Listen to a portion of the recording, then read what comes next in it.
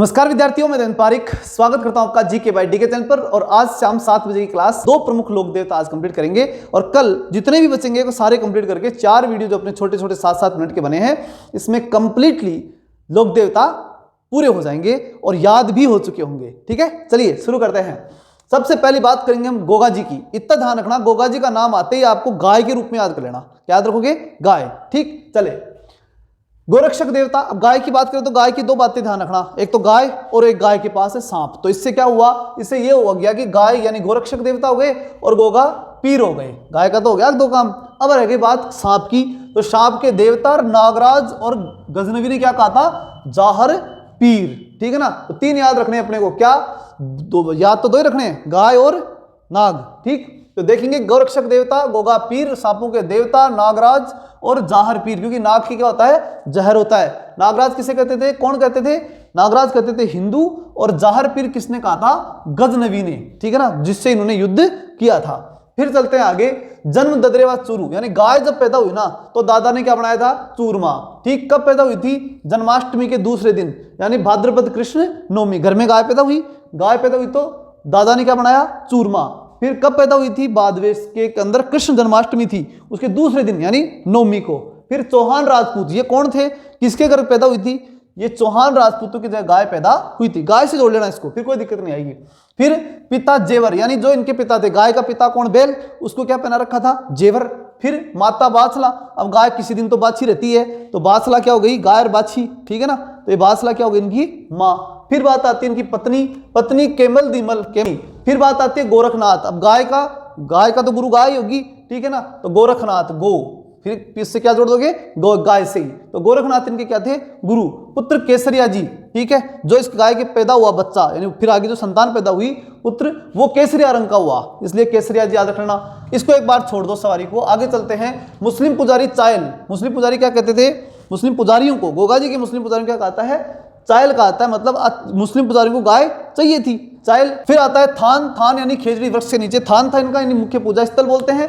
तो खेजड़ी के नीचे गाय बैठती थी, तो खेजड़ी वृक्ष हो गया थान। लड़ाई गजनवी, गाय ने किससे लड़ाई की? गज यानी हाथी से लड़ाई की। ऐसे ध्यान रखना, गाय ने हाथी से लड़ाई की, तो गजनवी से लड़ाई की। शीर्ष सिद्धमीठ ददरेवा चूरू। शीर्ष यानी सिर, सिर कहां पर बलिदान किया?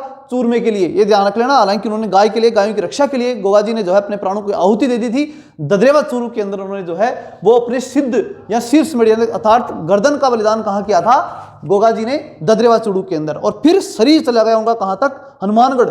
ठीक है ना, हनुमानगढ़ तक जो है नोहर हनुमानगढ़, गोगामेड़ी नोहर हनुमानगढ़ तक उनका शरीर गया था, जिसे धुरमेड़ी कहते हैं। यानी वहां पर उनको जीवन का अंत हुआ था, इसलिए उसे धुरमेड़ी कहते हैं। और जहां सिर का दान किया था उसे शीर्षमेड़ी या सिद्धमेड़ी कहते हैं। जहां पर उनका जो है शुरुआत हुई थी, जन्म हुआ, वहीं पर उन्होंने अपनी गर्दन दान दे दी थी। उसके बाद बात करते हैं मंदिर। मंदिर फिरोज शाह तुगलक ने और बसमिल्ला नाम लिखा है। फिर वहां पर क्या आते हैं? जहां पे गाय का जो अंतिम संस्कार हुए वहां पर जो है एक आक्रांता आता है, इसका नाम है फिरोज शाह तुगलक। अब आक्रांता थे, तो आक्रांताओं को कहां टेंशन इस बात की कि गाय थी, क्या बलिदान किया था?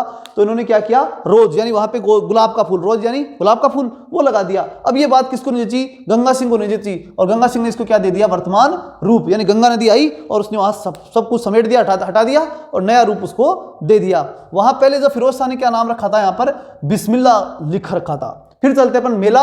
भाद्रपद कृष्ण नवमी को, मैंने अभी बताया जन्म कब हुआ था? नवमी को। तो मेला भी कब रहेगा? नवमी को। गोगामेड़ी हनुमानगढ़ में, चूंकि उनका क्या हुआ था? अंतिम जीवन, अंतिम संस्कार जो हुआ था गोगामेड़ी हनुमानगढ़ में, वहीं पर उन्होंने प्राण त्यागे थे, इसलिए वहीं आज भी उनको मानते हुए उनका क्या बोला जाता है? मेला है। और इसके अलावा गोगा जी की ओल्डी की लोरियों की ढाणी जालोर के अंदर भी मेला बढ़ता है। यानी हनुमानगढ़ के अलावा सीधा जालोर में, क्योंकि जाल लगा करके क्या करती थी? वो गाय सोती थी। ठीक है ना, ओल्डी ओढ़ती थी। किसको ओढ़ती थी? जाल को ओढ़ती थी। इसलिए इस प्रकार से इसको लगा करके याद रखना कि गाय जो है जाल ओढ़ती थी और फिर उसके बाद चारों तरफ कील लगाती थी, किल्लोरियों की ढाणी, इसलिए वहां पर भी क्या बढ़ता है? मेला बढ़ता है। हल और हाड़ी, 9 गांठ की गोगा राखड़ी। अब गाय का जो बैल होगा, बछड़ा होगा, उसी से क्या होगा? उससे ही खेती होगी, और खेती होगी तो हल और हाड़ी को क्या चाहिए? उस खेती के हिसाब से गाय का आशीर्वाद चाहिए, इसलिए 9 गांठ की गोगा राखड़ी बनाई जाती थी। और वो किसके बांधी जाती थी? हल और हाड़ी के। तो गाय से सीधा संबंध इसका होगा। फिर बात आती है भाई अर्जन सर्जन को मारा था। ठीक है ना, तो गाय, ये 3 फैक्ट याद रखना गाय के अलावा। कौन कौन से?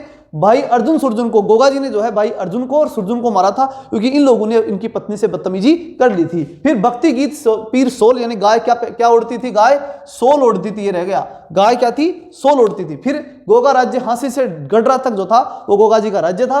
और फिर बात आती है इनकी सवारी नीली घोड़ी थी जिसे गोगा बप्पा कहा जाता था। ध्यान रखना, गोगा जी की सवारी नीली घोड़ी और रामदेव जी का नीला घोड़ा, और उसकी हम चर्चा कर लेते हैं। रामदेव जी की बात करें तो रूणीचार्य धनी, विष्णु के अवतार। अब इनको याद कैसे रखेंगे, पहले देख लो, विष्णु के 2 अवतार हुए, राम और कृष्ण। तो सबसे पहले हम देख लेंगे विष्णु के अवतार कौन कौन से हुए, एक तो कृष्ण और एक राम, यानी रामदेव जी हो गए, और एक कृष्ण हो गए, मतलब कृष्ण के अवतार कहे जाते थे कौन, रामदेव जी। और क्या थे, विष्णु के अवतार भी नहीं कहा गया, मतलब विष्णु के 2 अवतार राम और कृष्ण। और मुस्लिम ने क्या कहते थे, रामसा पीर कहते थे, और कहते भी हैं। और छोटा रामदेवरा जो है वो गुजरात के अंदर स्थित है, ध्यान रख लेना, पीरों के पीर इन्हें कहा जाता है। बात करें सांप्रदायिक सद्भावना की तो सांप्रदायिक सद्भावना के देवता इन्हें कहा जाता है। ध्यान रखना, इनको भी यानी गोगा जी को भी मुस्लिम और हिंदू दोनों पूजते हैं, लेकिन उन्हें सांप्रदायिक सद्भाव के देवता नहीं कहते। सिर्फ रामदेव जी को ही क्या कहा जाता है, सांप्रदायिक सद्भावना का देवता कहा जाता है। इनका जन्म उड़ू कश्मीर शिव बाड़मेर में हुआ था, मतलब जब राम जी पैदा हुए तो शिव जी के आशीर्वाद से, या कहें कि शिव जी का कृपा थी उनके ऊपर, और उसमें उड़ करके शिव जी वहां पर आए थे। उड़ू कश्मीर शिव बाड़मेर के अंदर किनका जन्म हुआ था, राम जी का जन्म हुआ था, रामदेवरा, याद रख लेना, ठीक है। इनका भी नाम राम जी था। फिर उसके बाद राम सिंह राजवंश की बात करें तो तोमर, रै से आखिरी रै से रामदेव जी, वंश कौन सा, तोमर, रै से रामदेव जी का वंश था तोमर वंश। और ध्यान रहे गोगा जी का चौहान वंश। गोगा जी यानी गाय कहां पैदा हुई थी, गाय चौहानू के, ठीक है। और चूरमा उस दिन मनाया गया था, मतलब ददरेवा चूरू। फिर बात करते हैं अजमाल जी पिता में, अब यहां से एक जो है इनके लोकगीत को ध्यान रखना, ठीक है, किनके, रामदेव जी का लोकगीत है, अजमाल जीरा कमरा माता मेणा थारा लाल रानी नेत्ररा भरतार, ठीक है। इसका मतलब ये हुआ कि अजमाल जी के पिता मेणा इनकी माता थी, और नेत्रदे जो है वो उनकी पत्नी थी। ये भी फर्स्ट ग्रेड में पूछा भी गया था। फिर बात करते हैं बालीनाथ जी गुरु थे, रामदेव जी के कौन थे, बाली का संबंध किससे है, राम जी से। ध्यान रखना, बाली का संबंध रामदेव जी से, इसलिए बालीनाथ रामदेव जी गुरु हो गए। और वो याद है ही, गाय मतलब गोगा जी का गोरखनाथ जी। फिर उसके बाद करते नीला घोड़ा, और नीली घोड़ी किसकी थी, गोगा जी की, और नीला घोड़ा राम जी का घोड़ा कैसा था, नीला, ऐसे याद रख लेना। मंदिर देवरा किसके होते हैं, रामदेव जी के होते हैं। फिर जीवित समाधि और कवि, ध्यान रखना, एकमात्र लोक देवता थे जो कवि भी थे, और उन्होंने कवि के रूप में 24 बणिया नामक किताब लिखी थी और जीवित समाधि ली थी। यह प्रश्न ज्यादातर सबको आता है, ध्यान फिर भी रख लेना, उन्होंने जीवित समाधि ली थी, वहीं पे पास में डालीबाई ने भी क्या ली थी, समाधि ली थी। फिर बात करते हैं अपन, सबसे लंबा गीत भी किसका है, रामदेव जी का ही सबसे लंबा क्या है, गीत है, ठीक है। ध्यान रखना, देवताओं में सबसे लंबा गीत किसका है, रामदेव जी का।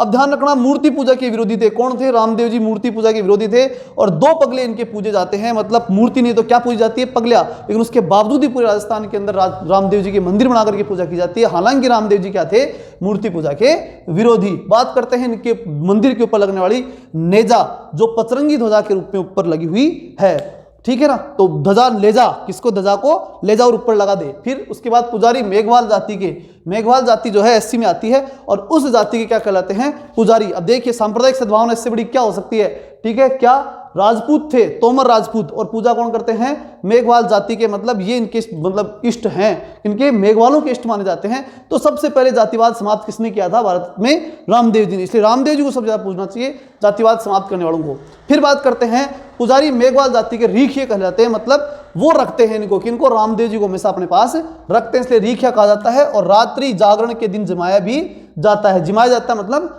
जम्मा, ठीक है, रात्रि जागरण को जम्मा कहते हैं। जातरू और जीवने वाले जातरू, ठीक है, ऐसे याद रखने के लिए है, ठीक है। जाने वाले कौन है, जातरू, रामदेव जी के जो जाते हैं वो जातरू हैं। धर्म बहिन डालीबाई, ऐसे याद रखना इसको, एक डाल के ऊपर क्या थी, सुगन चिड़ी बैठी हुई थी, कौन थी, सुगन चिड़ी, मतलब सुगनीबाई और डालीबाई, और उन दोनों को लेकर के रामदेव जी आए। डालीबाई को अपनी बहन बनाया और शिष्या ही बनाया, तो सुगनीबाई को भी शिष्या बनाया। और एक कामड़िया पंथ यानी काम करने वालों का पंथ उन्होंने शुरू कर दिया। बात करते हैं मंदिर और समाधि की। रामदेव जी का मंदिर रामदेवरा में बना हुआ है, जैसलमेर के अंदर, रामदेवरा जैसलमेर सबको आता है। मंदिर और समाधि भी वही है और मंदिर भी वही है, कहाँ पे, रामदेवरा जैसलमेर में। और मेला भाद्रपद शुक्ल दूज बाबेरी बीज, मारवाड़ में दूज को बीज कहते हैं, बीजो दूजो, ठीक है ना, इसलिए इसे बाबेरी बीज के नाम से भी जानते हैं। और ये एकादशी तक है। आपको कमेंट में ये बताना है कि मैंने ये कहा था कि भामा शाह ने 10 करोड़ रुपए दान दे दिए पिछले वीडियो में, तो उसका मतलब क्या था। चलिए मिलते हैं नेक्स्ट वीडियो में, तब तक के लिए जय हिंद जय भारत।